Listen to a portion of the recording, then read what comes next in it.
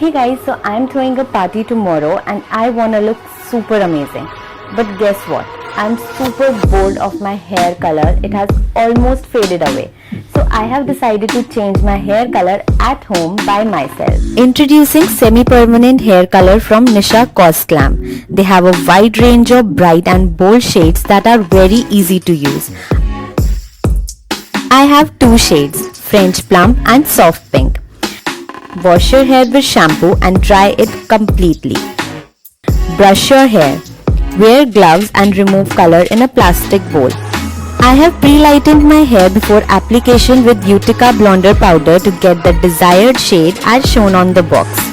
Each box contains a color tube, brush and gloves. So let's see how it works. I am using French Plum on my hair as a global hair color and doing some highlights with Soft Pink. Apply color as per your need and wait for 30 minutes. So let's see how it works. Rinse thoroughly with plain water. So guys, I just loved how this look has turned out. This look is a mixture of crazy and subtle, and the best part is that it is semi-permanent. Depending on the shades, the lasting is from 5 to 15 washes.